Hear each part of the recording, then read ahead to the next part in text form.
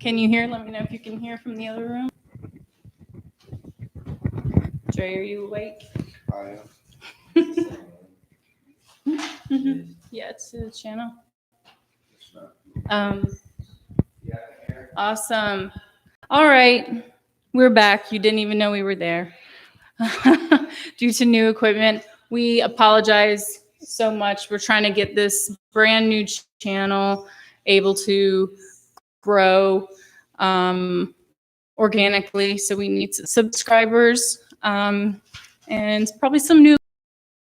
But we're still here. We're excited to be able to make this happen as a platform. So what I'm going to do right now is pass the mic around so everyone can introduce themselves. I'll start this way with you. What's good, everybody? I go by the name Jared East. You can follow me on all platforms at DREOFTHEEAST.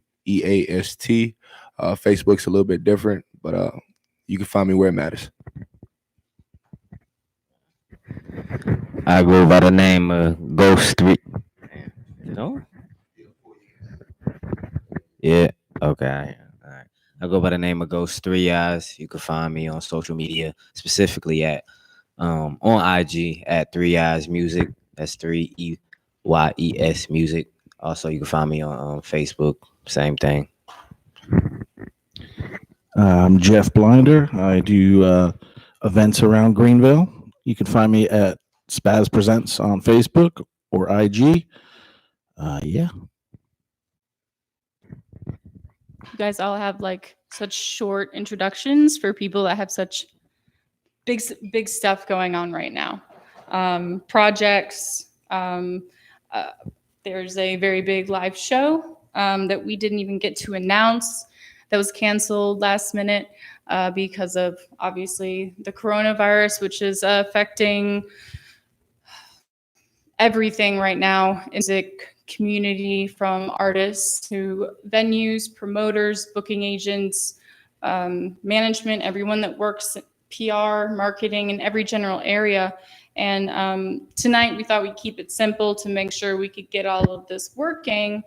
But for every future stream, we will also be doing a split screen interview with someone from the industry that is not here in Greenville. This is a way to help put Greenville on the map for music as a tour stop, and to really just promote all of our artists that are here, because I moved here in August and I had no idea of the talent, and it took me quite a while to get there.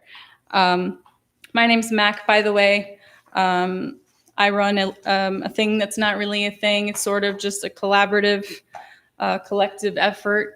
It's called Real Records. Shows with slam poetry and freestyle ciphering. And then obviously this live stream is a new one, Record the Real. And obviously the most important thing right now is conversation. And this is the time to do it.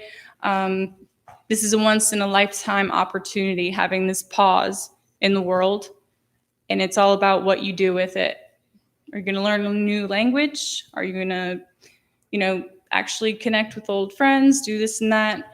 But we actually have the time now to do that. For some, it's much more difficult than that financially. And I'm going to pass this to Jeff. I'd like to talk a little bit about the fact we were just supposed to have Spazz Fest, which is a festival that's been going on for how many years? 11 years. And the fest was going to be a month long.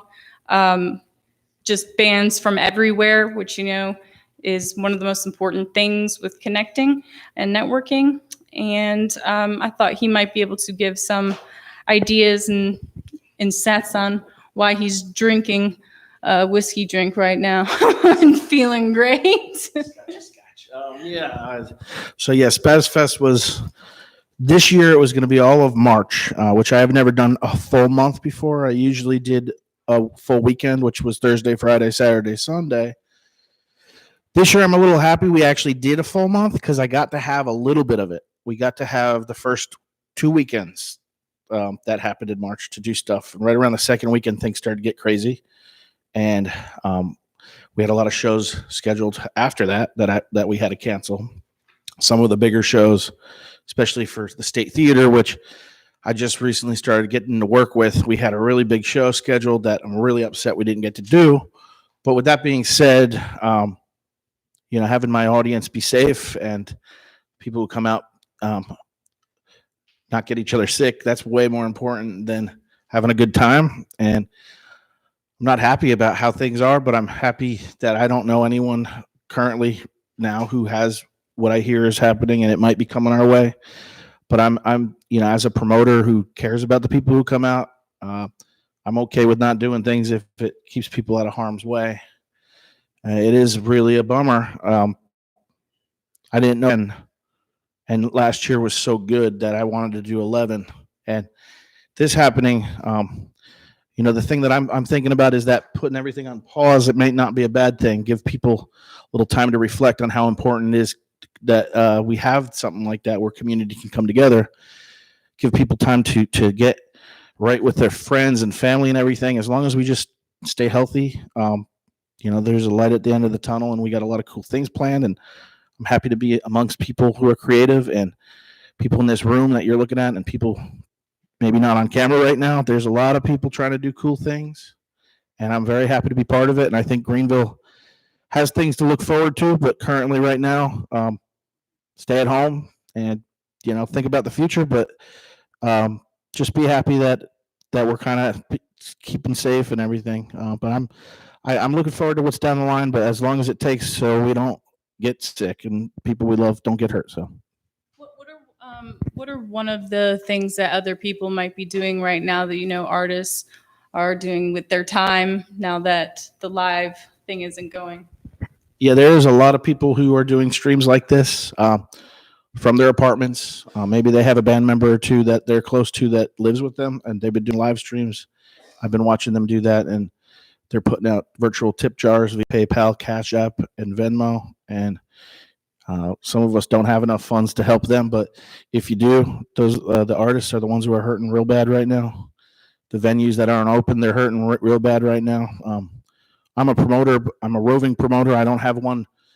I used to have the Trollingwood tap room that I used to really have as a home base. That closed up. So after that, I kind of just moved my stuff around. The fortunate thing on my end is that I don't have to pay rent or anything like that every day and pay staff. I just have to kind of wait this out. But there's a lot of people who don't have that option, and some of them are having to fold or give up on their dreams. And if you have a little bit to spare, there's a lot of artists out there going live and trying to keep their art and craft going.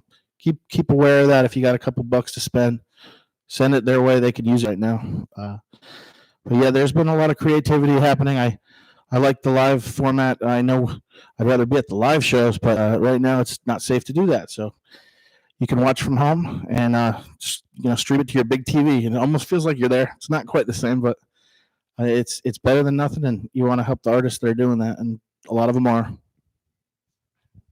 Awesome.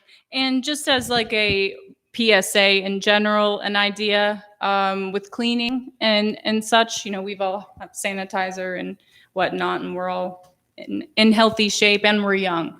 But if you're going to visit your grandmother or anyone else, elderly, you should reach out about maybe getting a mask.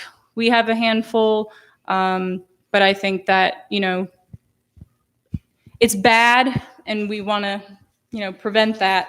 At home, if you have, just bleach, mix it up in a water bottle like this. And I would say the first thing that you need to clean is your phones, because they're in your dirty pockets. They're what you touch before and after everything. Anything else, candles, etc. But really, phones, it is really the big thing. One of the things that I'd like to announce but can't, but is part of some of our giveaways, is a very big show that we're all excited about, a showcase of over 20 performers. That is, when it happens, and it's going to be at a large venue here. I can't give all the details, but I can say that throughout the series, we will be talking with performers that are going to be there. Jeff, I don't know if you have an act that you'd be performing yourself. Add someone to what you're doing?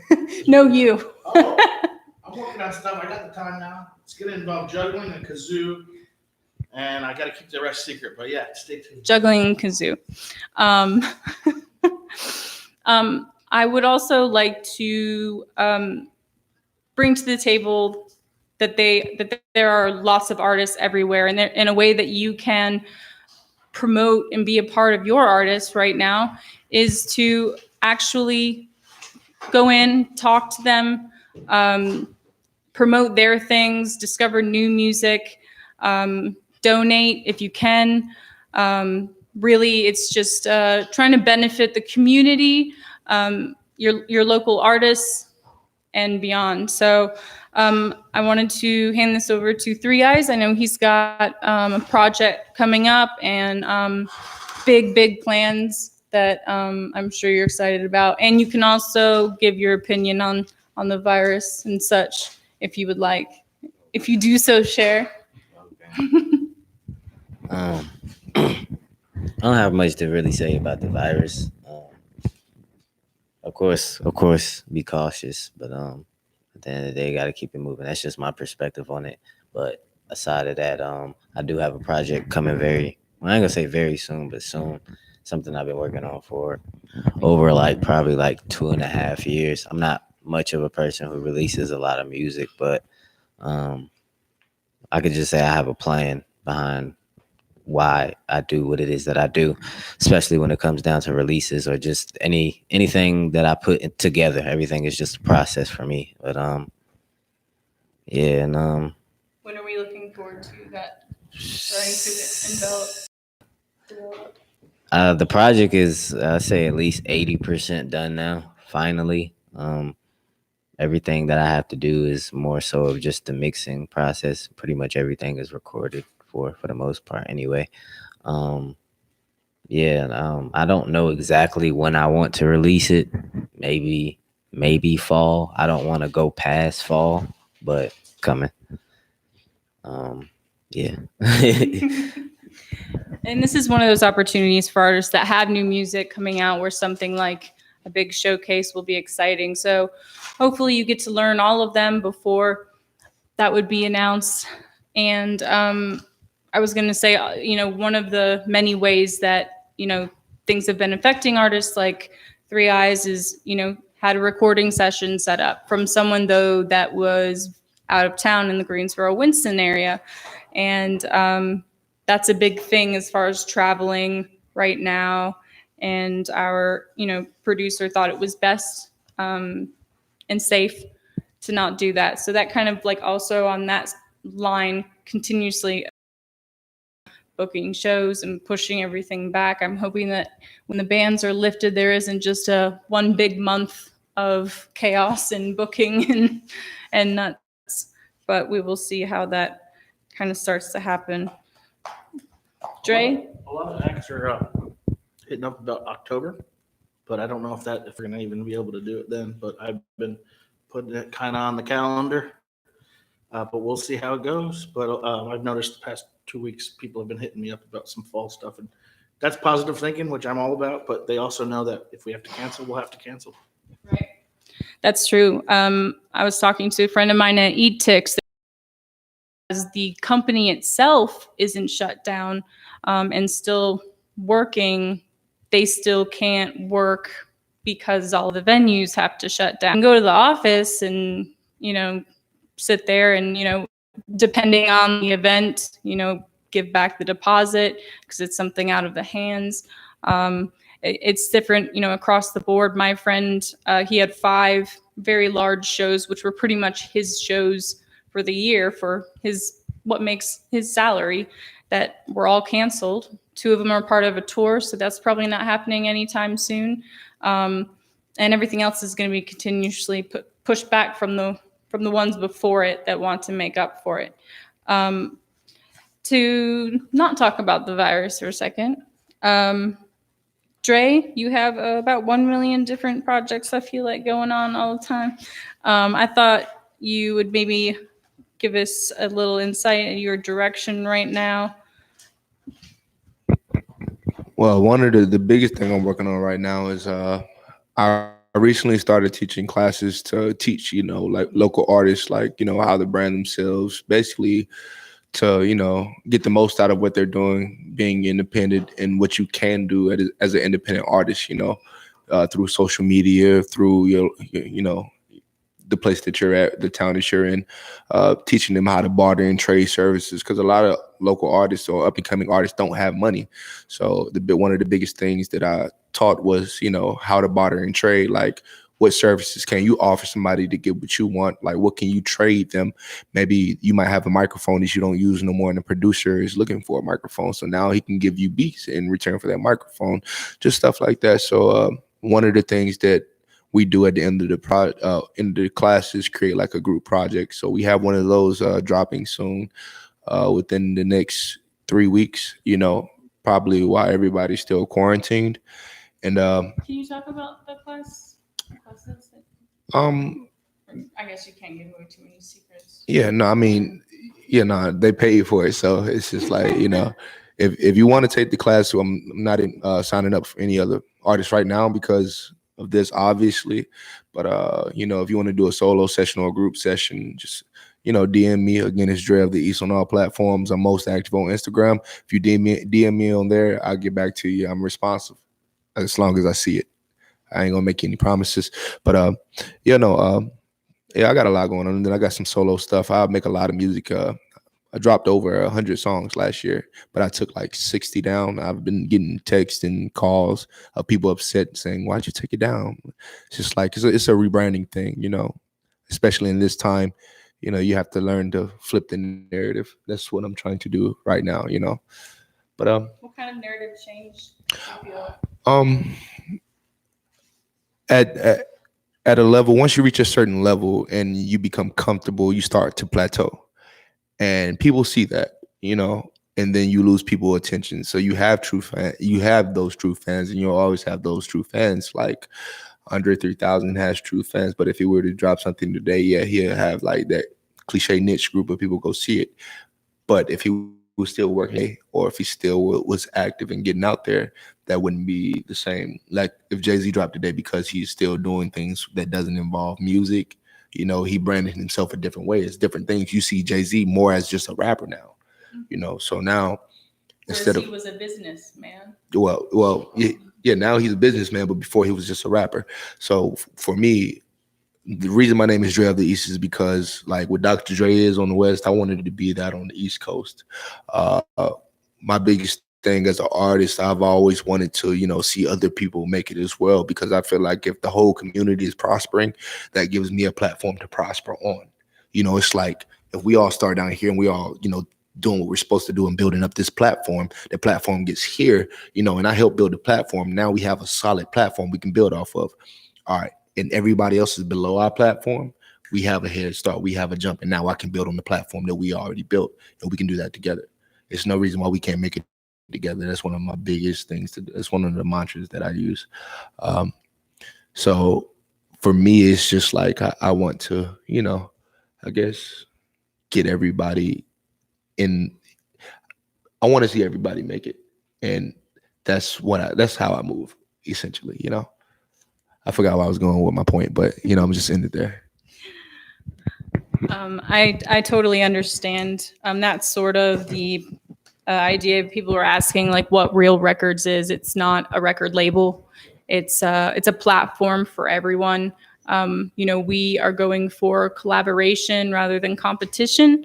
I understand there needs to be a bit of competition. That's why it exists in the world, but especially as far as something like the city and community of Greenville. When I first got here, like I ran into Jeff, which was crazy because I knew him from Philly when he was booking shows when I was working at the record label in New York City. I don't think I probably had seen you in like 10 years. And went to a lot of those shows, and then a lot of the other ones are hard to find. So maybe someone needs to, come out with a free weekly or bi-weekly zine or something so we can see all the genres and all the things to do. But yeah, Real Records is a platform. So that's why we have this stream here, you know, that's why we have, you know, the collective, you know, the big concert, that sort of thing. Being like working together, you know, is how we absorb and get the chance to promote to other people's audiences as well. Like, that's why it was, you know, heavily pressed to follow everyone on the panel tonight and to subscribe, because we'll have people rotating in different weeks.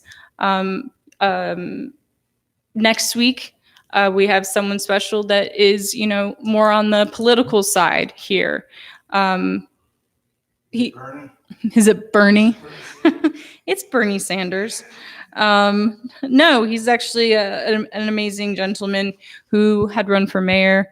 And he's got a lot to say. He's really cool. Obviously, like super, super Republican, right? That's why we would have him on here. No, yeah. No, but I did get in a lot of heated arguments on his Facebook page with other people.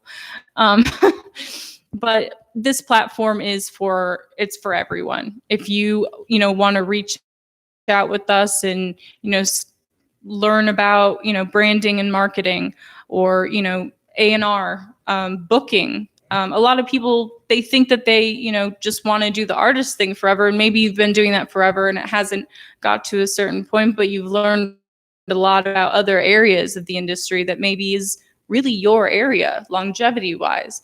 And that's sort of, you know, kind of almost music career coaching, if you say it. But this is how we help leverage everyone else. Sorry for being so proper. Trying to just use this episode also to introduce everyone, as I am sure these guys will be back, you know, at some point as well. But that's why you need to go follow them, and then their fans follow us, and that's how we keep building. That's what's going to make Greenville, North Carolina, a tour stop for more artists to come through. I think the biggest part of that is also us being artists, one, supporting each other, and again, creating that culture, because nobody wants to come here and be a part of something that doesn't exist, you know, and it has to be solid. You know, we have to, I guess, in a sense, hold each other accountable. It has to be quality. So when it's not just about, you know, doing it, because anybody can do it, but is it quality? Is it good? Is it consistent? And does it mean something? I think those are the 4 things that we have to have within that. Because if we don't have that, then technically we still have nothing, you know. And I think our quality will be better next week. Oh yes, the quality will be better. Yeah. Yeah, I just want to say what I do is I try to find those who want to make music, and try to find an outlet for you. There's room for you in most situations. I can help out. Spazz Presents is really open to a lot of different stuff. Doesn't mean you can play a certain place that has built up its level, but I'll find a spot for you. So if you're a musician or an artist, I'm looking for you, and you should reach out. I pull people from their living rooms who are doing live sessions who haven't ever played before, and I'll send them a message, and I'll be like, "Have you ever played live? Because you sound good." And they're like, "I don't know if I want to do it." And then I'll be like, "Come out to the open mic. Let me see what you got." And they'll come out, and then we'll start a relationship. Sure enough, some of those people go on to be some of the better musicians that I've worked with. You know, there's spots for you, even if it's not like at the top of where we've reached. I'm really trying to find a spot for you. So reach out to Spazz Presents and let me know if you're making music, and I'll try to put you in somewhere. That's all. Also, we also have a building culture. It's an event similar to what Jeff is doing. It's not genre specific. You can come out and do whatever you want. You basically come out, we give you feedback. If you're one of the dope, it's free. So if you're one of the doper artists, we send you on to the next round of what we have going. And then whoever is, killing everything, we've had to, slow down. But when we pick that up, just stay tuned. Follow me, turn on the post notifications. Also, it's a building culture page you can follow. But like you said, it's like, if you want to follow your dream, just get up and do it. There's places where you can go and people will accept you. There's plenty of open mics out here. Then you have people who are genuine, who don't want your money. It's a lot of people out here trying to profit off your dreams. Don't fall into that. Work with somebody who actually care about what you want to do. You know, you shouldn't have to pay to want to, you know, yeah, pay to play, pay to entertain people. You're the entertainment. You should be getting paid or working towards that. That's how I feel. How do you guys feel about pay to perform? Oof. I'm. Nah. I could say something. I could say something. Paying to perform.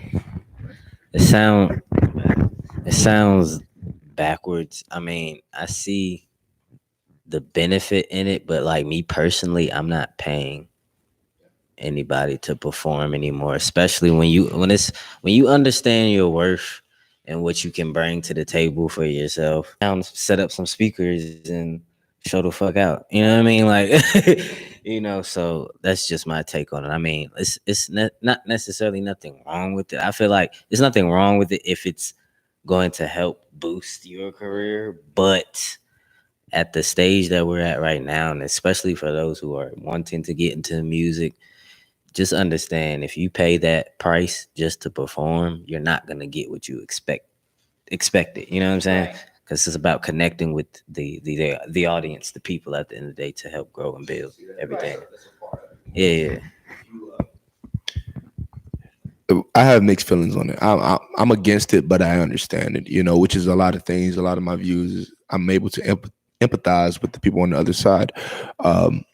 My thing is I don't do it because, for one, I see the value in myself. Two, I know what I can bring to the table. And if I do it, I always tell people, I only let people use me as much as I can use them. But you're never going to get the most out of that deal. It's either got to be even or I got to get the most.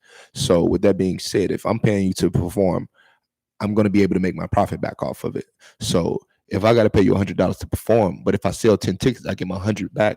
And then on top of that, I can sell 20 tickets and $100 profit. Boom. All right, we can do that. But if it's too much of a liability, if it's too much a risk, I wouldn't do it personally. But I've always been one to look at it. Why pay him $100 to perform when I can go book a venue for $300, get 30 people to pay $10, break even, and then everybody from then is profit. So you're just cutting out an extra man. So with me, it was just a thought process. If you've been in this long enough, what will happen is, yeah, that kind of makes sense on both sides of things. Like you're looking at this promoter who's saying he's going to put that many people out for you and vice versa. But in the long run, it's mostly taking advantage of the artists. One of the things as a promoter, if you notice someone who's performing, and you can tell if they're bringing out people because they're going to be watching them. If you're a promoter who's paying attention, you got to book a show knowing that all of the acts might not bring people out, and be okay with losing money. But that second time when that act asks you to book them, they're not going to get booked. You're not going to lose money the next time, but you're not going to book that act. That's the way I work anyway. Like I'm not going to start taking their money. I'm going to not lose money on them. That makes sense. And you know, the people who are pay to play are mostly taking advantage of the people who see a situation and see a crowd built in that really isn't a crowd built in. It's just 4 or 5 or 6 people being taken advantage of to get a crowd built in. Those people aren't coming out to your shows most of the time, unless you're like really good. But it's kind of rare when you're just starting out to like kill it. So pay to play to me is kind of bullshit. It makes sense, but definitely don't think we need it here in Greenville. That's for sure. Most of the opportunities that are given for pay to play, which is another thing I taught in my class, most of the opportunities that are given are at parties and stuff like that. But you have to realize those people that go to those parties, they aren't there to hear you. Like you will hear stories about how Kanye, Jay-Z, all these people were booed off stage, but then like months later, like they were blowing the fuck up. So excuse my profane language. I feel like conversation should be fluent and curse words are in my language. So it might slip. But so it's just a lot of stuff is actually good, but because people are creatures of, you know, people are followers. A lot of people are followers. They don't think for themselves. They let the general public think for them. They let somebody else determine what's cool. They don't really think. So when you go to these parties and they just want to sing the hit sense and stuff like that, they don't care about you being good. And then especially if you go in there with some deep lyrics and they came there to party. So does it make sense for you to be in there performing in front of them? It's like trying to feed. So I'm too close. No, I'm glad you did that because now I realize I'm too close to the mic. But yeah, no, pay to play. You have to pick your battles. But me personally, if you believe in yourself and you're smart and you're making your own moves, you're not dependent on anybody. You'll create an environment where you don't have to do that. Spend your money on flyers, promote yourself. Don't pay someone else to take your money. What Jeff just said, another one of my mantras. I got like 20 of them. I'm copywriting all of them, so don't steal them. My most favorite one is invest in yourself so you don't have to invest in others to better yourself. Meaning, before you go spend $2,000 at a studio, which I done myself, get you a laptop. Boom. Get you a mic. Get you a DAW. Start learning it, doing it yourself. And then the time that you invested going in the studio, which you paying $50 an hour, 10 sessions, that's $500. That's a decent mic, and that's a decent computer, and that's a decent interface. If you would have gave me $500 when I started out, Lord have mercy. But see, that's what I'm saying. So invest in yourself so you don't have to spend money in those other places with just, tossing up hopes. At least you control your destiny at that point. Right. And at the beginning. And then sometimes I feel like then it becomes and everyone has their own studio thing. It just so happens that they do, but they know what they're doing. And because they are able to, start working and learning along the way, not you guys, I'm talking about, Joe Schmo, who has the little setup and whatnot, and then you're still kind of learning and kind of putting out a little bit better stuff. You're also missing out on the collaboration of producers, of real engineers and producers who can actually make a difference in your sound, in direction, your programs, having someone else really give you that, the next step is going to be important. In the beginning, totally. This is the time more than ever to be practicing, period. Whatever it is that you do, your instrument, your, recording, producing, your other YouTube channel, just like this, taking advantage of this time. Back to what you guys were saying, I just had a comment. As far as the pay to play thing, I think that, like he was saying, you always want to invest in yourself. So the idea of that is hard, but also how much would you pay for, a certain amount of tour marketing in general, or for, PR, for things that later on you're going to have bigger budgets for certain things, depending on if you're with a group or collective or label. So there is always going to be a pay part, but you have to make sure you see from each angle, kind of like what he was saying, with making sure you're investing in yourself. If it's here in your hometown, no. If you've already played, a bunch of shows here, you already have your market, your audience, I wouldn't say that. I would say if you were in, another city, the point of us having shows here is also to have artists from out of town, play with the artists here. That way, when you go to that town, you know them and you played with them and you're able to, play in their hometown as a show. And that's how it kind of keeps going as far as almost making tour dates for yourself, just by playing with all different kinds of people. So I would say pay to play, maybe if you were brand new and it's a really, really good show, and I would, maybe opt into more so selling tickets, to friends, to, people that, would go, or, if it's somewhere new, just going out on the street and talking to everyone, selling tickets instead of having it come from your pocket, because eventually, one way or another, you're going to find things that are going to have to come out of your pocket that don't feel like investments because they're just right now killing you, but down the line will be a lot more important with that. Yeah.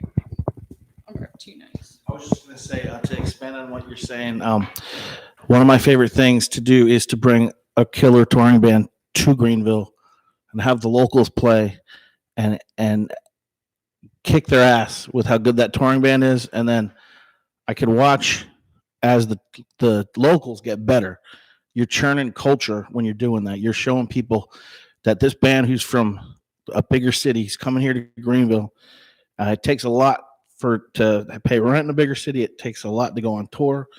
They're coming through and they're not bringing shit, so they're gonna inspire you to do the best you can. I've watched many local bands get better because they got their ass kicked on a show, and that's not to say like you suck.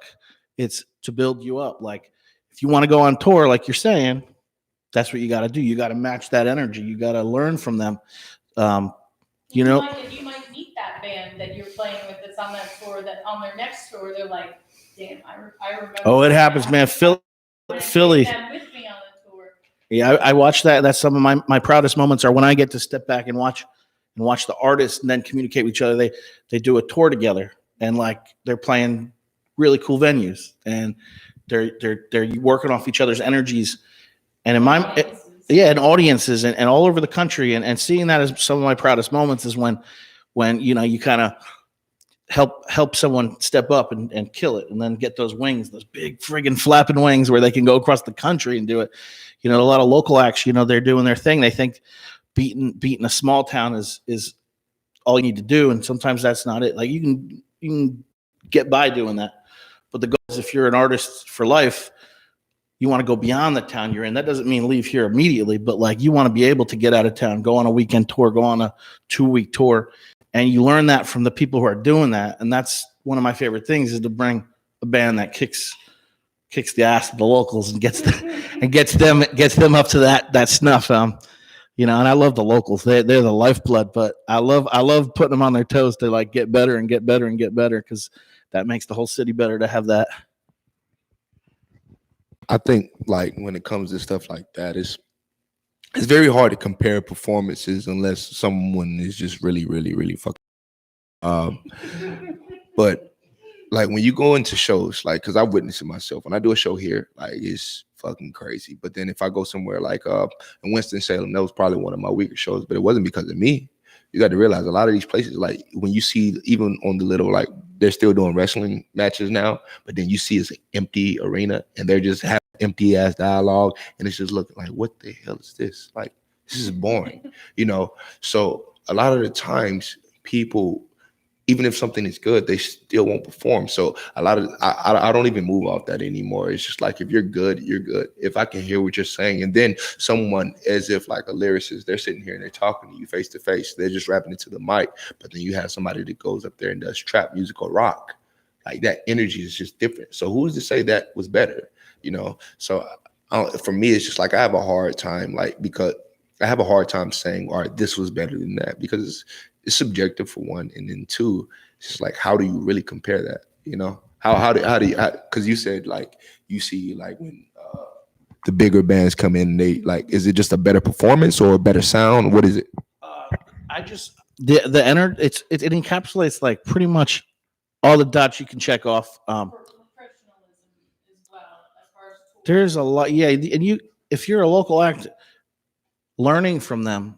A lot of times, even if it's like how they present their merchandise, like you're learning as you see it. It doesn't mean like they're better. It just means that you can learn from them. Like there's a reason they're on the road. There's a reason that they connect. That doesn't mean I don't book bands that are bringing out 200, 300 people. I can, but I usually don't want to take that risk because I like working with acts that are going to bring out 50 to 100 people because they're at a level where everything's cool. Like there's certain levels in the booking business where you get a little higher and you lose the intimacy of it. You make more money, but you lose the intimacy. So the acts that I'm bringing through, they're carefully chosen. They're not chosen because they're going to be better than the bands, but they bring everything I think needs to be seen and learned from. I said like kick their ass, but that doesn't mean they're, you know what I mean? Yeah. No, it's everything that they bring and being cool with everything. Like at the end of the night, they're not going to say, hey, you're a local band, you should give us all the money. Yeah. But they're teaching you like that should be what you do. Like if there's a touring band, most of that money should go to that touring band. And the expectations they have kind of generally they're not going to step up and be an asshole about it. But the expectations. There's little nuances that you learn from the bands that are on tour, and a lot of the locals learn from that. I just like to see them learn, because if a band's coming through on tour, most of the time they're playing 30 dates, 20 dates. It's not their first tour. It's usually maybe their fourth, fifth, sixth. They're not like killing it. They're not making enough money to like not worry about the next show if it gets canceled, but they're already ahead of the curve. You know, they have a lot of knowledge to dispense just by their actions, how they present themselves up on the mic, how they perform, how they do after, if they want to sleep somewhere, how they ask. All these little nuances kind of show you, if you go on tour, if you're a local band, if you're a Greenville band that does want to go out there, like how you should act. Because I've vetted for, I've been doing this for a long time, and generally no one's going to sneak through my circle and be a piece of shit. They're going to be open. It's going to be a community thing. And there's not going to be anyone who's going to, at the end of the night, kick my ass for like giving them $75. Like, yeah. So it's basically kind of giving them pointers on like how you should be like, and it's not like I'm like going through the checklist, but I'm watching and I'm like, yeah, you see that band? They kicked ass. I'm giving them $50 tonight because we didn't have a good show, and they're still kicking ass and they're nice and everything like that. Last thing, 3 hours and I got you.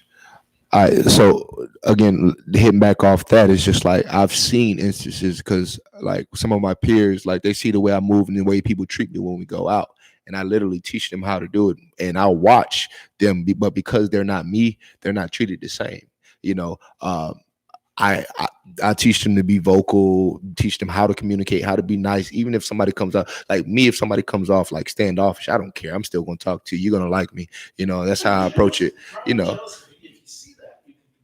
Yeah. Well, I just, usually if you keep talking, you talk through it, there people are lighting up. Like I've literally had conversations with racists and they fucking love me. So the thing is, it's just like I'll watch somebody else do that and it doesn't work for them. And, because a lot of the times it's because like my name is more known than theirs, and I don't like that. Even I've been in situations with cops and that happened, Probably not with the racist though, but you're right. I think the number one important thing is adaptability.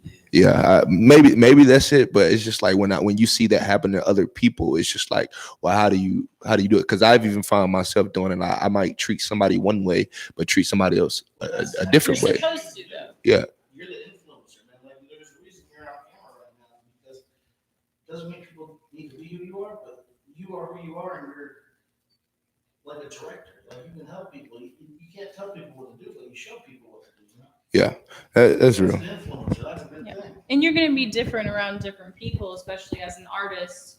You're going to be casual around certain people, very professional with other people, kind of be able to read the people that you're around, as far as humor and in context and that sort of thing. That's true, because sometimes I beat myself up about it. Like, sometimes I'll be around the crowd and be like, yo, why am I not so comfortable? Like, because I'm trying to, like, I don't know. Shit, I don't be comfortable with it, bro. It's something I had to learn, and I had to teach myself, and I had to literally trick myself into, speaking with everybody, networking, because I'm not one that's going to pay to do anything. Yeah. So, what I do? I go meet this person, meet that person. Oh, this I want. Oh, bad. Meet him. All right, hey, let me do a few events here for you, make you some money. Mm-hmm. Hey, let me do this event, let me perform. You just meet the people you need to, you know what I'm saying? Yeah. I hate talking to a lot of people. Some people I hate. When I meet somebody online, I never met that person in person, because they make you realize how stupid a lot of people are, because like the dialogue, nobody's used to like person-to-person conversation anymore. They're just online, and then when you get in person, they don't know how to talk, they don't know how to keep the conversation. Right. It's like, I think I like you better online.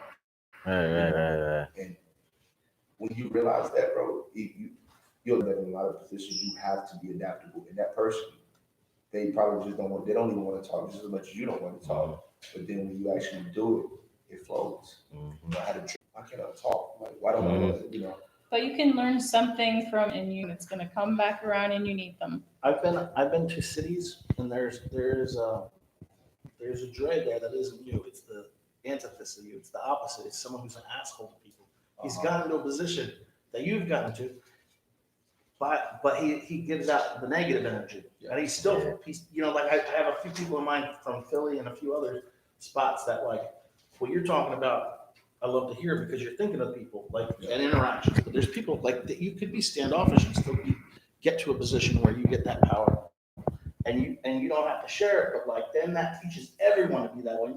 You're living in an environment where it's like community and it's negative. It's a lot of jealousy and envy, you know. That's what comes with it. It's all a part of the process. Anytime you making a name for yourself, you know, it's always gonna be somebody that's wanting to knock you off your course just to take the shine, you know. And it's honestly really not about that, because you can shine in your own light. You know what I'm saying? Like that's why you have a lot of artists who may have 1 million people messing with them in California, but maybe only 3 people messing with them in Charlotte. I mean, it don't matter, but you know what I'm saying? It's just what it is. Right. Jealousy is what causes that competition as opposed to collaboration. I was just gonna say one of the traits I'm most proud of is that I have patience. I've seen so many people come up with a lot of energy to be a promoter, but to do it the way that is selfish, you know, like not for the community. And one of my things is I'll help them a little bit and then I'll let them do their thing. But sure enough, that burns out. And you just got to be resilient, because if you're doing it for the right reasons, you just got to be patient. Those people will fade into the background. They'll still talk shit, but they're going to fade. They gonna blow you up. Yeah, no. But those people you were speaking about earlier, like the guy that, you know, he got to where he got by being a dick and, you know, being rude. Like it's two things that people, you know, The problem was he was good at what he did, but he was not good like you are with giving out yourself for like Yeah. say like you're able to put up with shit you hate because Yeah. you know it's better for everyone. He wasn't willing to do that. And that attitude goes through the whole community. Yeah. That you don't have to be a certain way. And what you're giving out there, it's gonna annoy you, but you're gonna make the community better because of it. You got to, man. But I you see people that will respect that and pay attention to it. He shaking their head.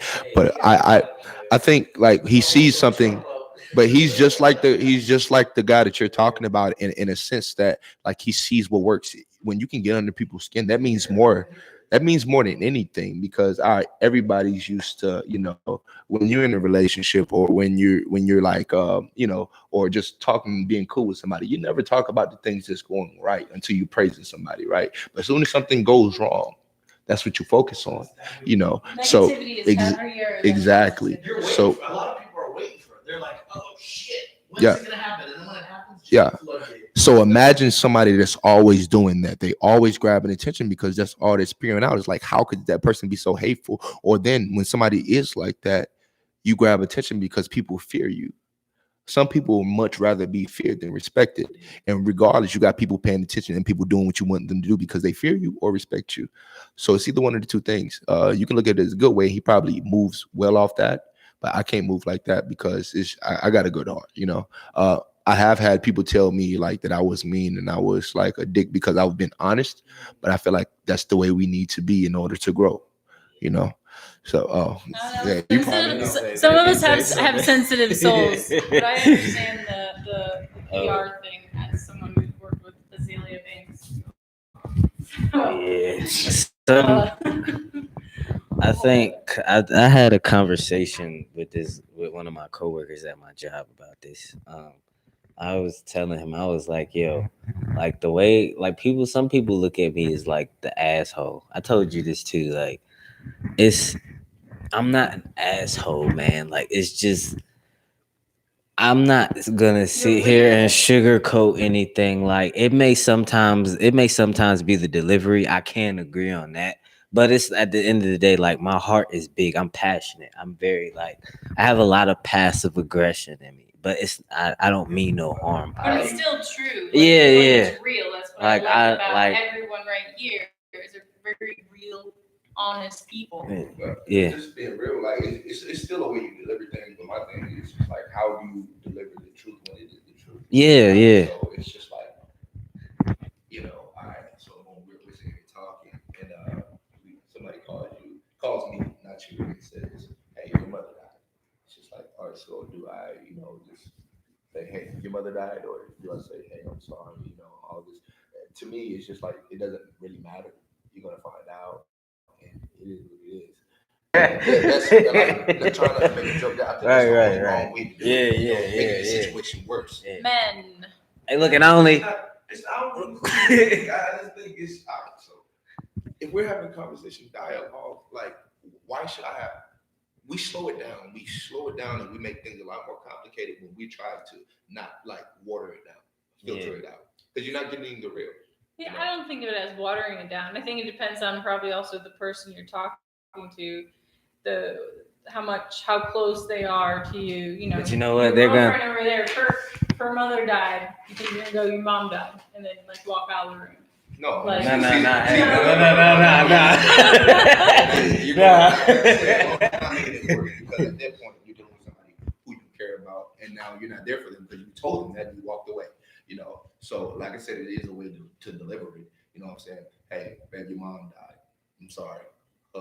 You know, but if I say, hey, your mom died, walk away. There's no comfort. There's no being comfortable there. Or if I'm sitting here, this is the worst. You know, babe, I got something to tell you. I don't know how to say it now. You're watering her. Yeah. You're making Right, it yeah, a lot don't worse. do that. Don't But see, build it that's up. watering it down. To me, you know what I'm saying? That's making it. Oh, Yeah, to me, that's that's watering. like making it like automatically have anxiety, and now it's building Yeah, and to then it's that a to lot worse. explode. Yeah. So, well, then you agree with me. I just don't call it watering it down. I don't know. To me, what I call watering it down, adding or subtracting anything that's not the truth. You know what I'm saying? Adding to it is just to make it seem like let's Just get it out. Right.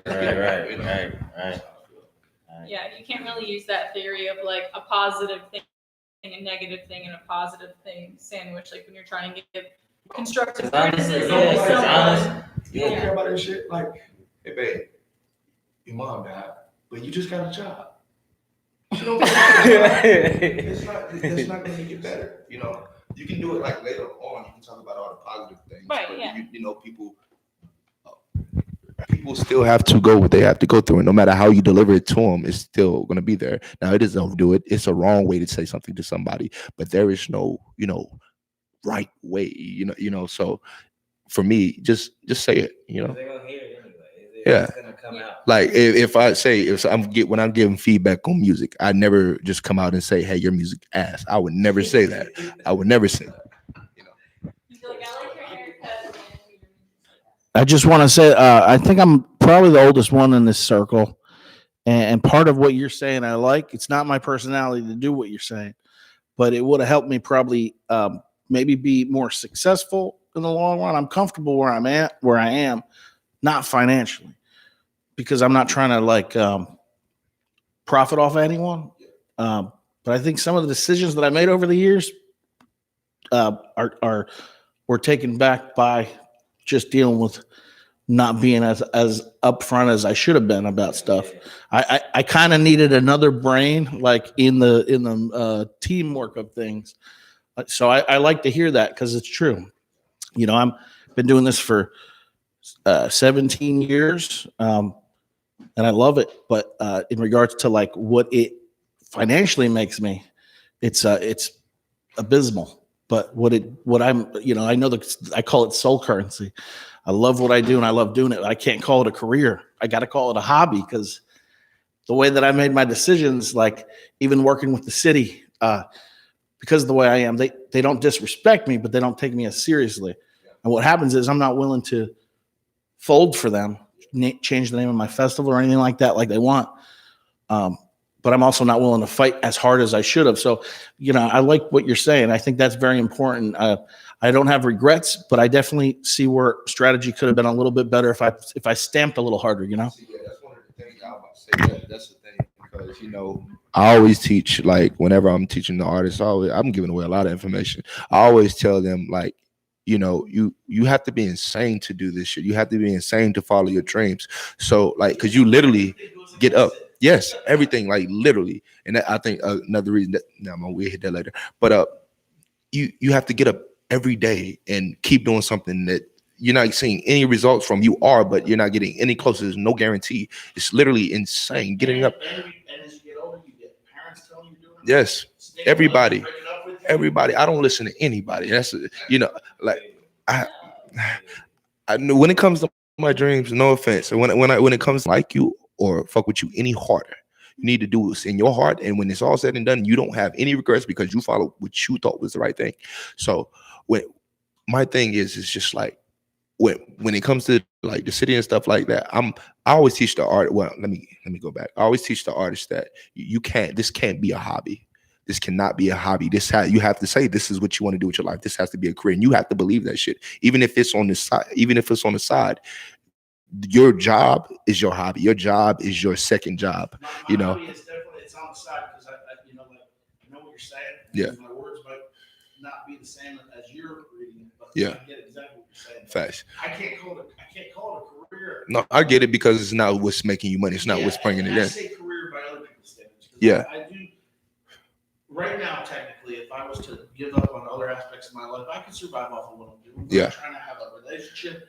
I'm trying to build up a little bit, and that takes this having turn a career into the hobby like I did. I don't have regrets, like I said, but yeah, do what you're doing is the right way. Like, be I appreciate it. Step in, like when someone who has more power than you offers you something, don't make consignments. Like, don't take what they're going to offer, but don't give yourself up too much. You know? Yeah. Of course. That's where it is. Of course. A lot of people who think they know what's good for you and they have money to offer or positions or opportunities, but stay with what your heart tells you. Again, like I said, I always say that I would never allow myself to be used more than I can use you. I think that's how relationships work.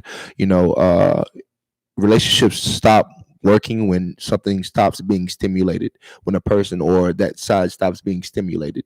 If I'm not getting anything from you, you're damn sure not getting anything from me, But if you want to, for my career and I give you 10%, like as an investor, that's fine. I'll give up something. I'll give up some royalties, but it has to make sense, But and just like for instance, if the city was to come to me, if I had an idea, depending on how much creative control I have to give up, what I would have to name it, and if it truly didn't represent me, I wouldn't do it. But if it was just a name, but I got full creative control and stuff like that, I would do it. That's a sacrifice I'm willing to make, But I have turned down things like when we first did our event at Raptors, the owner, he's a friend of mine, but he brought me back some crazy ass numbers from his partners. I'm like, yeah, we're not doing it.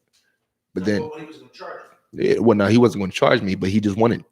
Oh, well, he was expecting. Yeah, he wanted 80%. I'm like, no. Yeah, no, I'm not stupid. And then as long as you get 100% of the bar. Yeah, but they're not going to give bars because technically they can get in trouble for that because we don't have liquor license as well. You probably didn't do it, huh? Yeah, but they have one. But if we're taking the bar, then technically, you see what I'm saying? No, there's a way where you can be like, I'm gonna get the bar sales, and it doesn't have to do anything with the laws. They just gotta give you that money. That in other cities, it's not in Greenville ever. The only time I got that was at Trollingwood. That's why I said it was my home base because I laid out what I do. I laid out what I would need, and I said I would work so hard. But with the city, the city cracks down on anybody who's, what I'm saying, dealing with, that money coming in that situation, I don't think has to be revealed to anything because that's like a separate thing. I think. Yeah. But then if somebody gets mad because you know how they got that whole little hierarchy down there and they report something that we're doing something and they come in and they were saying, well, we had this deal with him. Now they get shut down. But most likely, I think the steps to where they would get revealed I would take it if you ever get a bar deal. If you ever get a bar deal, take it. I did back in the day when Phoenix and all Rum Republic and all those. Yeah, those were good. Those were good days for promoters and you have an incentive because it's your crowd. Yeah. And if they drink more, you make more. So to me, the best. This is the 20 years almost doing book. Trollingwood was the place that finally gave me what I needed to actually survive doing this, which was 100% door. Yeah. 20% bar sales. Yeah, you lucked up. Mostly got to pay myself. I wasn't paying myself $300, $400. But at the end of the night, I'm looking at $100, $150 for what I do. I've earned that. Yeah. Now I don't make that. Like for my shows, if I make $50, $40, I'm lucky. That's 80%. Yeah. Well, it's just you don't get a lot of people who actually know what they're doing. So when you see somebody, they don't got to pay a down payment. They're just giving it anything. Like, okay, well, I can make 20% of the door, and I'm not giving you nothing. Well, it's still a profit. But now you're selling your soul, essentially. You know. They're making anything from door is profit on their end because all they want is people drinking. Yeah. Eating. Anything else is profit. If they're taking anything from that, you should be a little mad. If they want 20%, fine. Keep 80%. That's the deal you're gonna get here. Yeah. 20% of bar and food sales would be great, and then the 80% goes to you. You know, like I'm with it, but I'm just not stupid, so I wasn't gonna go with anything, you know. But but it's just like with businesses around here, you don't get people like us who actually go in and actually try to negotiate and work with these people. So you the climate is not always, you know. Raptors is making. I don't even want to name the places, but they are making enough money where they can make these decisions of adding to what they're making. Yeah. So they're gonna. Well, I would say collectively all the places. Yes, but then solely them, not as much. Well, now they are. Business flip. Will be after this. Oh, definitely, most definitely. That Raptors has a good rep, and the fact that you were able to squeeze some stuff in there, and I was able to squeeze some stuff. I love it, but at the end of the night, like we're not taking from them, but we're not adding to them. So they have to make that like the decision if they want. Well, see, that's why you build partnerships, because you got to realize like this Greenville is seasonal. So once you know. Do they have that mindset? Oh yeah, they got it because every summer they did. You know, so now they need somebody. You know, so again, you got to create those relationships, create those partnerships. All right, quid pro quo. You do this for me, I do this for you, and we both make money that way. You know, I'd had this map for a long time. Somebody else. I think we're all talking loud enough in general. No, mine was actually just going back to same thing. Like as Jeff was saying, you know, there's been a life where, you know, everyone knows what's best for you, kind of thing, and even if that has nothing to do with benefiting them, and that's.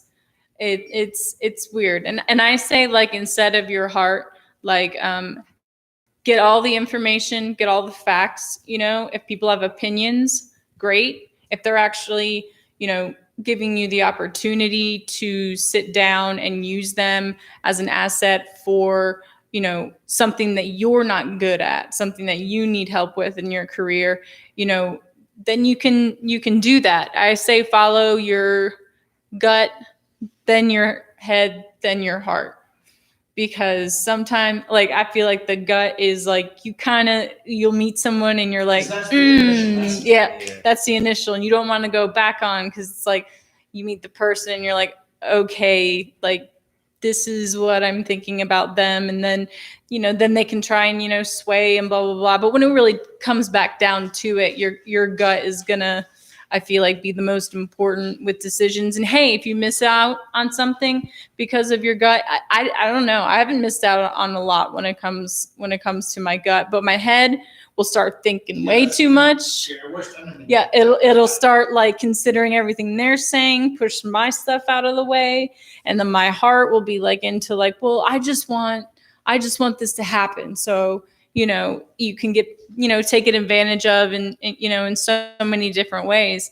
So I really think that one of the coolest ways, you know, that you said you do as well is when you release a song and you know, send it out to a completely unbiased markets to get feedback from people that aren't using you, you know, that aren't here for like, because they know who you are, and in approaching like that manner.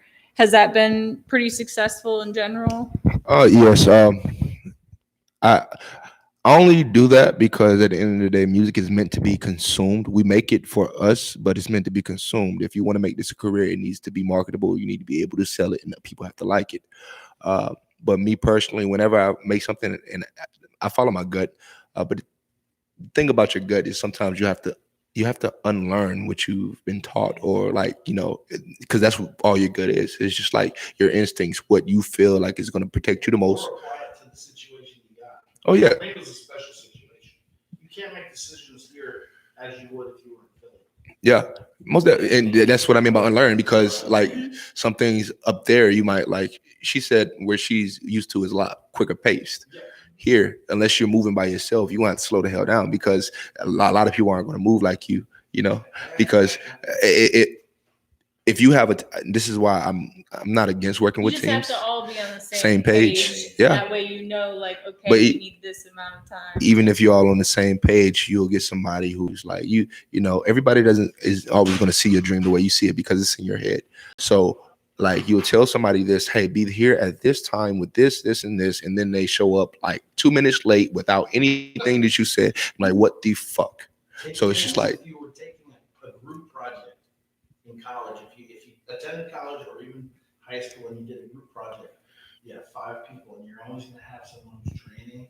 yeah, You're going to have someone who's the vocalist, but they might not be saying the smartest stuff. yeah, That applies a lot to what we're talking about. exactly. And you got to make up for the people who are taking it down. And you got to remember, like, next time they're going to be in my fucking group. Exactly. That Well, person sucks. Yeah, Well, and I've that's been- like one of the biggest things is like I don't have anything to lose here.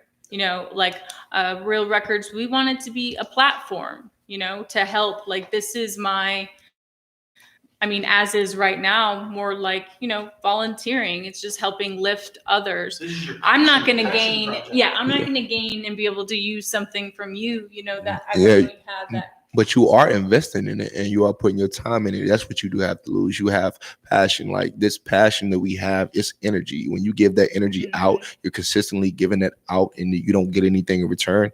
Like it's just draining. You know, that's one thing I do believe in. And I didn't believe in energies until I actually started thinking about the concepts. You think about batteries. The batteries have all this energy inside it. When you put it in something and it powers that, it has to go somewhere. It's mentally, physically, emotionally, everything. Like working with other artists and it's just like, and they're not good or they're not listening or they're not doing what I need to do. I can't create. All my energy is gone, especially if I have to guide, you know? So when you're doing that and somebody that you're working with is not on that same page, they're taking more from you than you realize. So that's why a lot of the times I would rather move by myself, but it is good to come across people where you like, I love coming across people who I tell them like, I talked to Jody and Quan about it because when we first did the building culture and when I came in, you had already moved the desk and stuff and I didn't ask you to.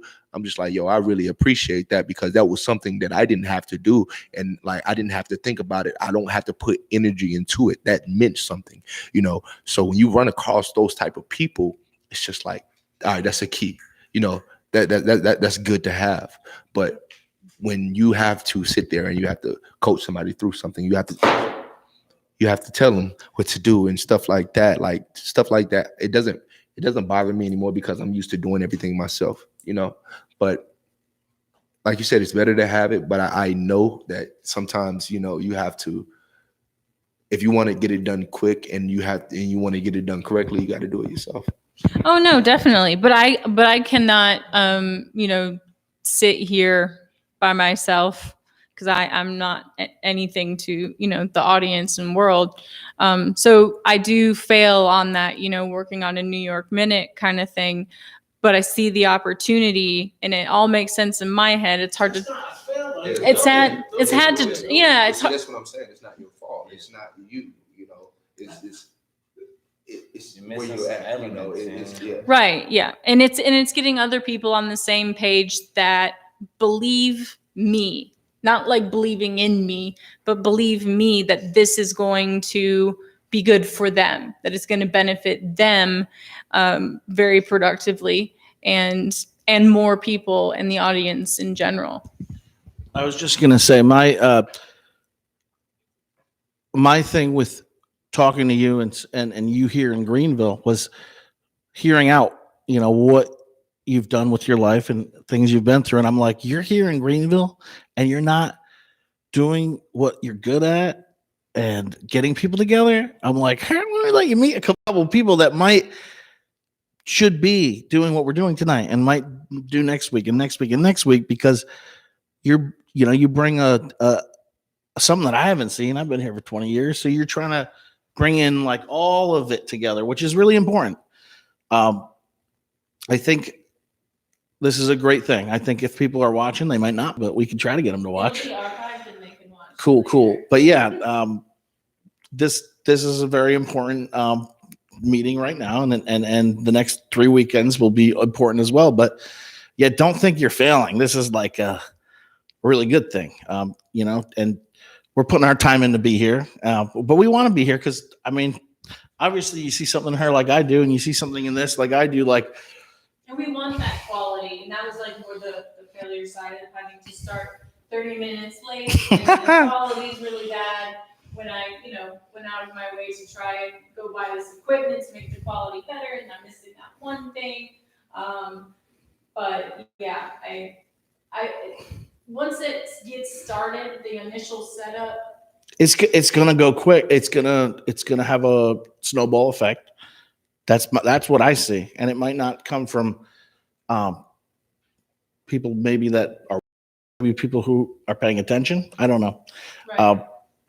I'm just thinking about that battery comment he had because that's so much indicative of why I keep doing what I'm doing because every week, month, year, I drain. Like doing this for as long as I've been doing it, 20 years almost. At the end of Spazz Fest, like I've done it, but at the end of the Spazz Fest for a bunch of years, it's like, I get $2,000 back, which I already invested in posters and everything. And everyone at the end of it is like, that was the best, Jeff. I can't wait for next year. And what I want to yell in their face is, what the hell, man? I don't think there's going to be a next year. But that battery charges as I get people who say, hey, man, I heard that you don't want to do Spazz Fest because it's too hard. Let me help.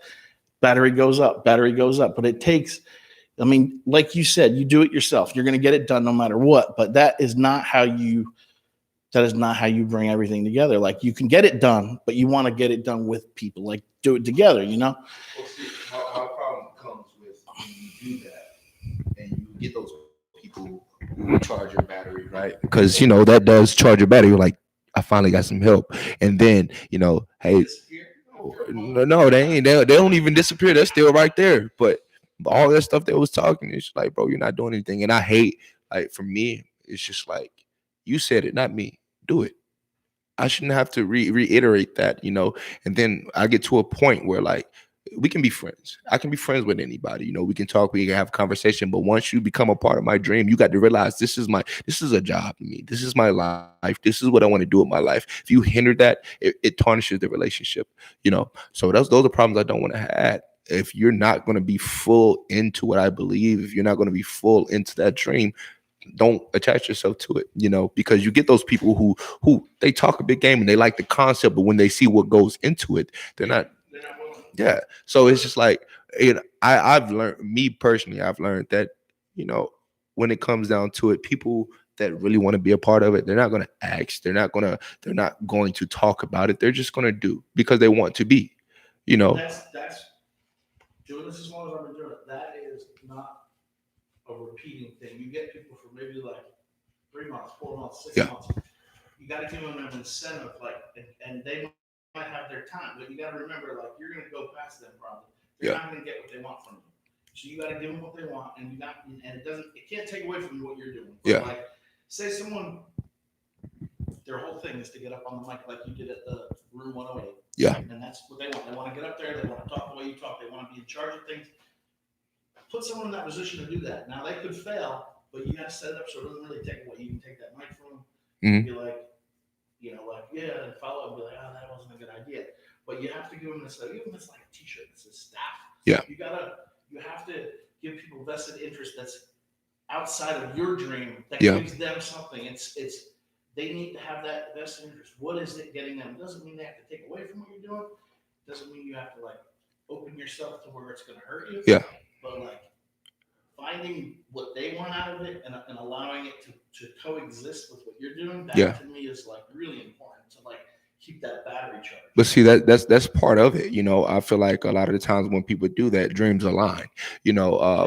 So to me, that didn't have to be reiterated either. Me, Slade, and Brody, like, me and Brody known each other since college. We said this about a tour. You know what happened? Like, because I was already doing other things and I was doing other shows and stuff, they started putting stuff together and just added me in because they knew I was gonna, hey, fuck it, let's do it.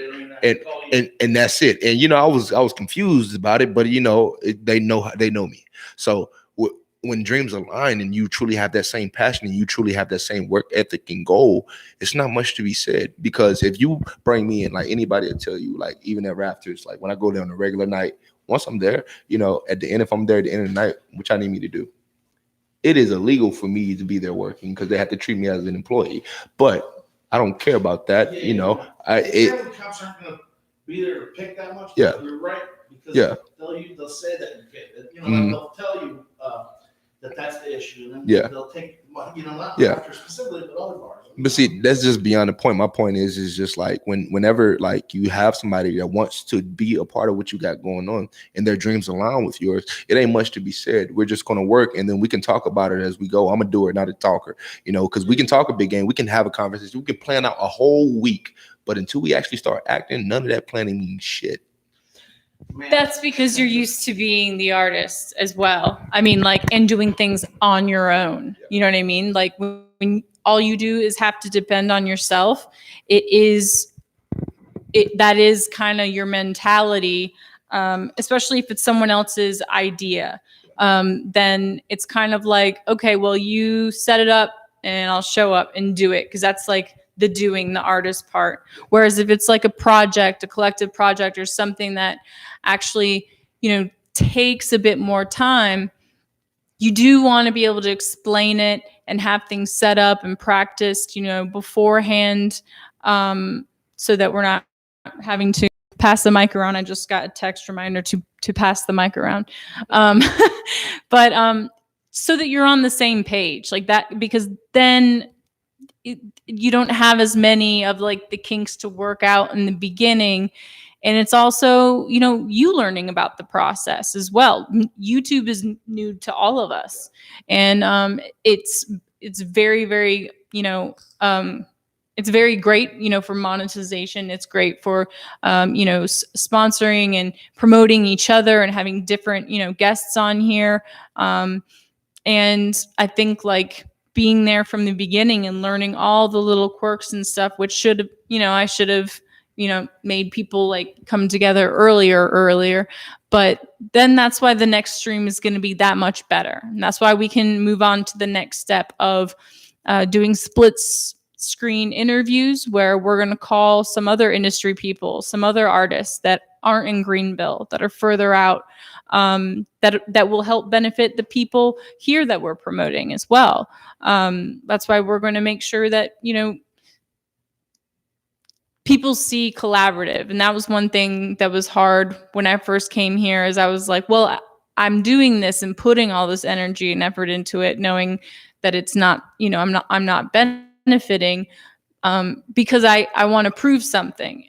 And then I had two different sides, like one saying, well, yeah, with this concert that we can't announce, like, that's proving a lot, because that hasn't happened in Greenville. It's, you know, a stage that most, I would assume, all of the artists have never played on.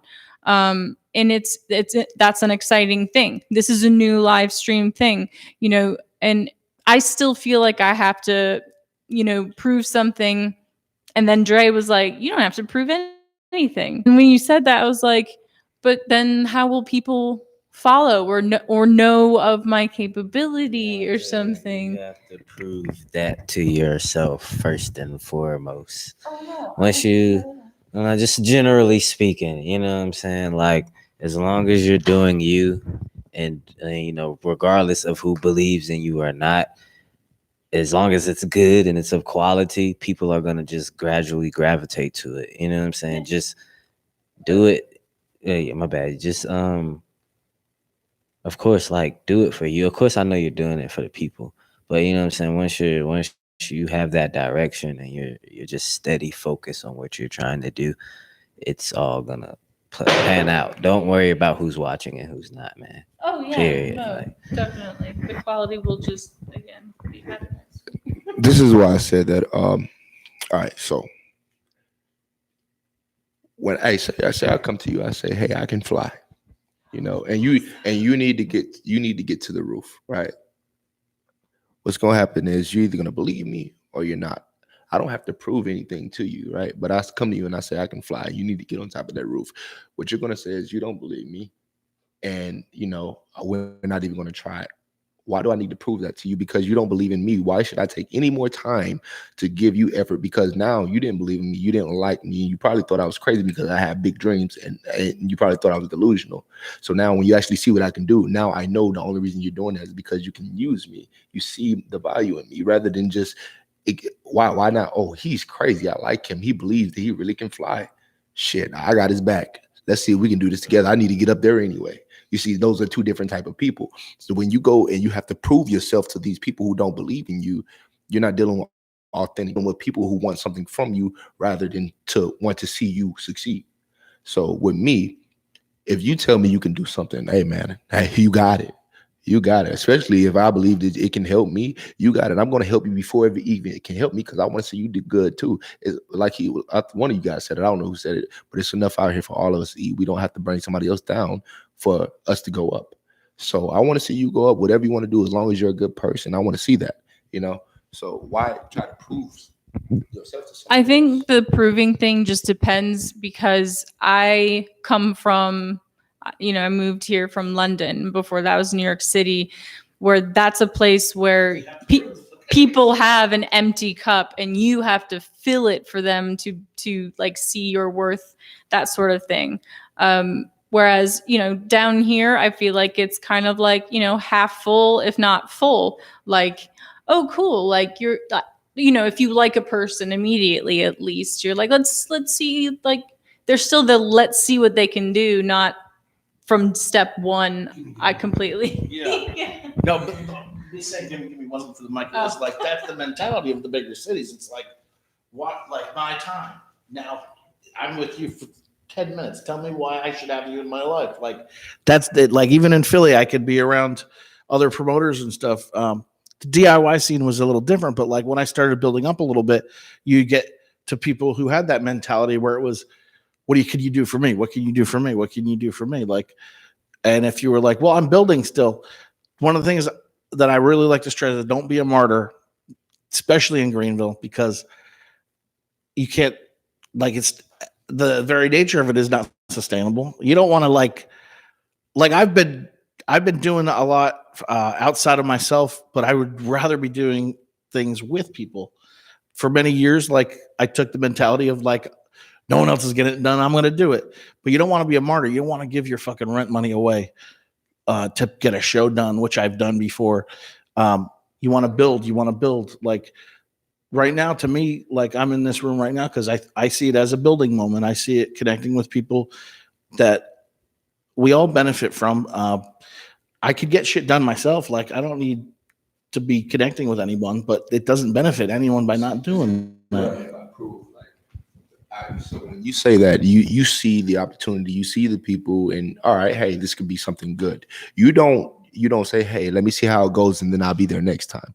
Those are the type of people that I mean. Those are the type. That's the prove it to me type people. I don't like those people because at the end of the day, only reason you're dealing with me is because you can get something out of me. You don't believe in me. You don't care about me, and it's not that you see me. Yeah, it's just like you want. I'm food to you. You want to eat me instead of helping me eat. That's capitalism. That's big city. That's not here. Yeah. We really don't have to do that here. So Yeah, that's why it's been very much more collaboration instead of competition. Yeah, we're in it together. But yeah, that mentality is hard to not think about. Like that does get people in bigger cities a bigger piece of the same pie. But here we, like you said, we don't have to eat food from each other. Like we have enough to work with, and it's like seeds. We're growing shit, like we can make a garden, and that's what we got here. Like, yeah, there's gonna be people who are toxic that come in that trick us, but overall, like you've wasted a little bit of time, but your momentum's not stopped. Like if you're smart about it, you don't have. They're not gonna get in the way. They're gonna be like a little speed bump, and just be receptive because. Over the past 6 years, I've kept doing what I'm doing because I've met the new men. Like I've met people who've inspired me to keep going. Like I'm not like old school, but I kind of am. I have what I like and I have what I think I know how to do, but I relearn it like every semester because I lose my crowds like every year. That you lose like 1/4 of them. By year 4, the whole crowd you built up, they're not here anymore. And then they're telling you, man, I had a good college experience. Thanks, Jeff. When you hear that 4 times over, if you've been doing it for 12 years, you look at it and you're kind of like, my bank account doesn't say that, but I'm glad that you got the memories. You just kind of, for me, building, if I'm living here, I want to have a community thing going on. And like, in my mind, Greenville should be going so well. You don't want to you don't want to leave here. This place should be a desirable location to live in because we're having so much going on.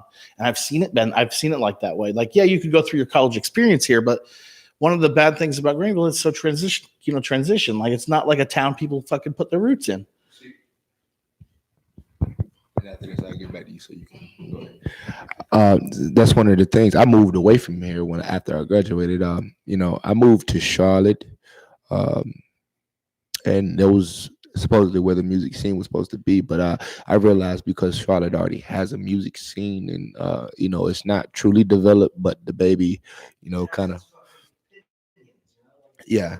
But when you go places and they have these things, kind of like what you guys talking about in the bigger city, I guess Charlotte is the bigger city for music in North Carolina. It's dog eat fucking dog. And it's just like you see these people, and when you come in there and you try to be yourself, you try to be creative, because I'm a sore fucking thumb. I'm gonna stick out wherever I am. I'm not gonna mold into whatever everybody else is. It's not too many lanes for that. So when you get a place like Greenville, to me, it's just like sunshine, gold mine. It's so much stuff that you can do. You can be yourself because there's no expectations here. This is, yeah. I kept my fingers in the pot. Yeah. I wanted a reason to come back. Yeah. It was like in a big city, just killing time. And I wanted to be back here. There's some reasons that I'm not very happy. And I think it's one of the better places to be. Everybody keep telling me, you're not going to make it in North Carolina. Yeah, fuck that. You have social media. You can reach the rest of the world from your fucking bed. Take advantage of that. And that's what I've been doing while growing a base here, But let's go back. Cool. Yeah, and that's one of the things that is kind of also a reason behind this, is because I know, New York City, and the place that you the right people, and make the good relationships, and work hard and promote yourself, is gonna be somewhere like here. Like, you never know, like, who we can interview just on this channel that might then find something they like and interesting, depending on where they are in the industry and that sort of thing. This is how we can build relationships outside of Greenville as well, because then if we're talking to an artist, or have an artist from out of town that's here, that's then adding their audience. So then there's another spot that on the tour route, they can come to Greenville, that sort of thing. We're gonna play a little game real quick. It's called Real or Not. So I made these cards right here, and it's just going to be our little wrap up before you guys have your closing paragraphs. Your pink one just means real. I didn't. I don't know where that one went. Ooh, I love magenta. Okay, so basically, we're gonna just rapid fire it. Jalia, can you put each person's initial on the board? Right here's the markers in that back. And I'm gonna tell you guys some facts, and I need. What did you say? Facts and lies. Yes, some facts, and you can decide if they are true or false. And if you get it correctly, then you will get a tally up there, and we'll see who gets the most. And I think I'm actually going to stand over there when I do it. All right. Are you guys ready? You just hold up the one that is. Okay. True or false? Adults have more bones than babies do. Oh. All right, that is false. So he got it. Yep. Okay. The Ring of Fire, where most volcanoes are located, lies in the Pacific Ocean.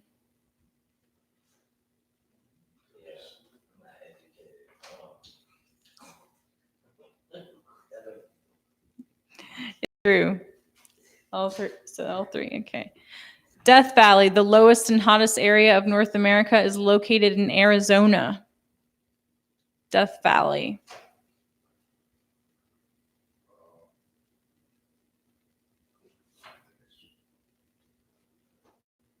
It's false. It's in California. Yeah. Yeah.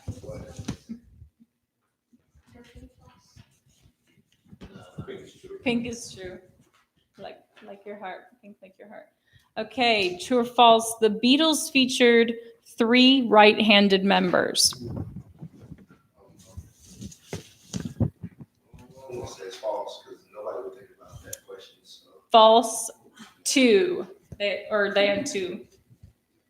All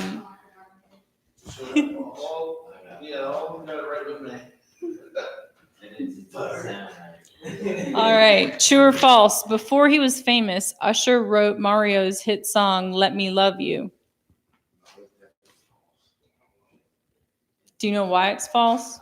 Yeah, because Usher came out before. Neo wrote it. Well, Neo's been a writer. Yeah. That would make sense. Yeah, it's false. It's Neo. True or false? Michael Jackson wrote "You Are Not Alone." That's false. Then put it up. R. Kelly wrote that. Fact. Right there. R. Kelly did. Okay, the majority of songs on Alicia Keys' 2001 album Song in A Minor are not in A minor. The majority of them.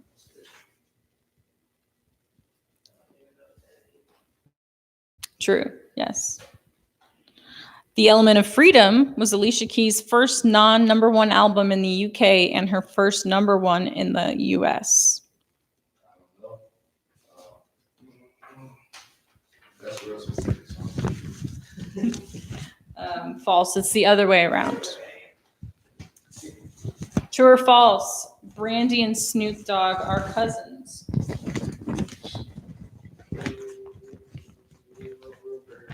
True.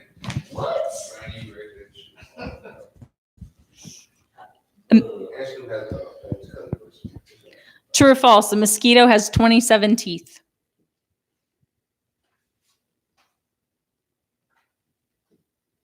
Correct. As 47, as you all know.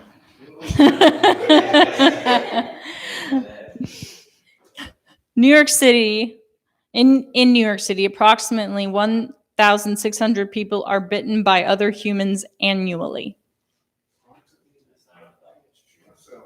Yep. 1,600 people. Just a normal day walking around. The world's longest musical piece lasts 639 hours.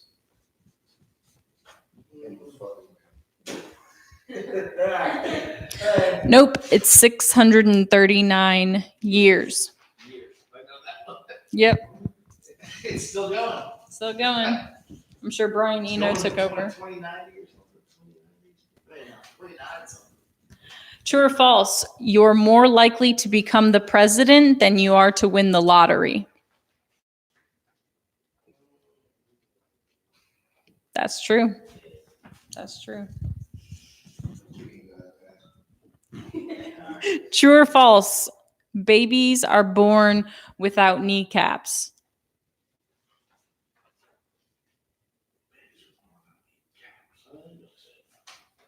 It is true.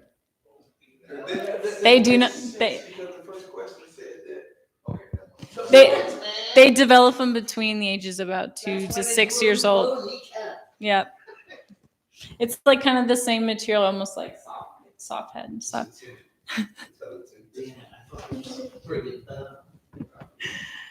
In 2002 alone, more people in the U.S. were killed by sharks than in dog attacks in the past 100 years.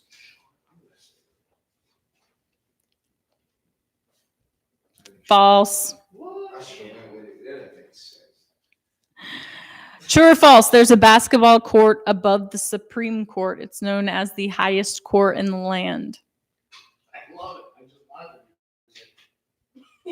it. It's true. It's true. That's crazy. Above the fifth court.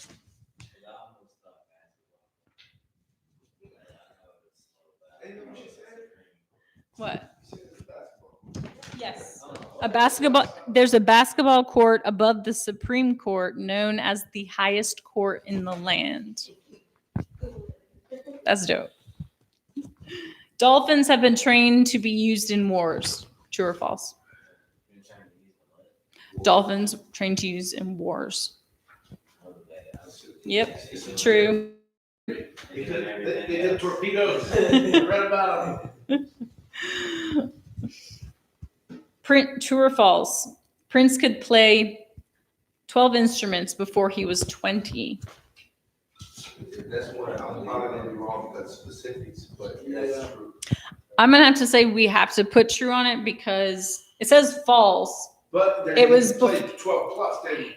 Right. He learned to play a dozen instruments before the age of 16. Yeah. Because specifics. Hero. Have you been watching the videos that post of him doing practices and stuff? Yes. All his balls get released. It's It's amazing. family don't know it, JD. Yeah, it's mostly his family, but also anyone who had footage or bootlegs finally gets to put them out there. Because Tyler has full control of the music. Tidal does the actual releases of it, but on YouTube and stuff, since he's not like, he hasn't hired, like, he's dead, so he doesn't have to hire all the lawyers. You can put material out there now and it stays up for a while. That's crazy. All right. Just 2 left, and then we'll say our goodbyes. True or false? Music, painting, poetry, literature, and architecture are all used to be a part of the modern Olympic Games. Architecture are used as like a competitive thing. Mm-hmm. I True. How is architecture? The way they build stadiums. I get that, but I'm saying, like, is there a competition in making something? Yeah, that's why they build these big stadiums and then they go abandoned because You're right. everybody Yeah, I get it. That's what I would say. That was like a bigger picture that I was looking. It's like, yeah, they're vying for it in their city. I get it. Queen, Bob Marley, Jimi Hendrix, and Tupac never won a Grammy. Oh,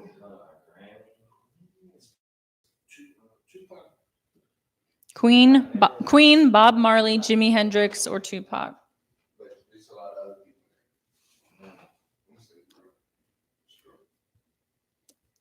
people. Never won a Grammy. True. True. Cool. But Milli Vanilli and Justin Bieber did. So, we're all good. J. Cole still ain't one by himself. Yeah, he won one for the combo for their album. They had a collaboration. Well, what him in the 21? Oh, Who yeah. won? But it was really 21 songs. Dre won. Dre won. All I right. got a negative score.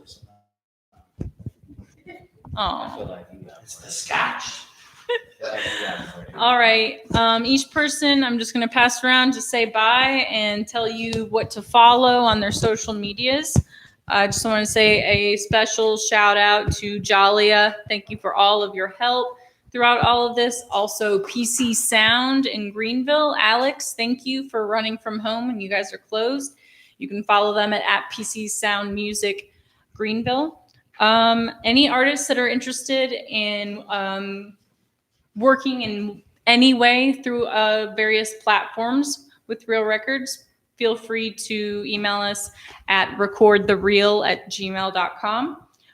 Starting next week, we will have call-in interviews with industry people on all of the Twitters for the people next week as well, and to subscribe and to send us an email with what you'd like to see us topics to talk about, who to have on, so on and so forth. Clean your phones, wash your hands, and we do have some giveaways that will be coming up starting. We have secret tickets to a future unannounced huge show in Greenville. We also have $25 gift card to PC Sound. And we will have the chance to be able to enter, if you do all of those and tag friends, to come in to one of our panels live for you and a friend. That's all I have. I'm at The Real Rex on Instagram and everything else, and therealrex.com. And I'm also at Graves with 2 V's on Instagram. So Again, I go by the name Dreddy. You can follow me on all platforms. I'm acting like I'm performing. You can follow me on all social media platforms at DREOFTHEEAST. I do follow back. Just don't post anything, crazy, or don't say anything crazy. And, I support you. You support me. And let's grow together. Once again, I'll go by the name of Ghost 3 Eyes. You can definitely find me on Instagram at 3 Eyes Music. When I drop my project, I'm actually gonna, since my name is so complicated to spell, at least for like Apple Music and stuff like that, when you look me up, I'm honestly just gonna change it to 3 Eyes, but my name is still gonna be Ghost 3 Eyes. But for you to search me, it's gonna be under 3 Eyes. Not yet though, but just follow me on IG at 3 Eyes Music. Yeah. I worked with a band once called Girls, and their album was called Album. They were good. That was very. They were. I do Spazz Presents. You can find that on Instagram and a lot of Facebook. Follow your heart. Follow your gut. Vote is for gut. Thanks, guys. See you next week. It'll be on time, and it'll look and sound a lot better. I think I said it all right. You sounded great. I drank a lot of scotch. You're making your way through it. Like everybody's scotch was so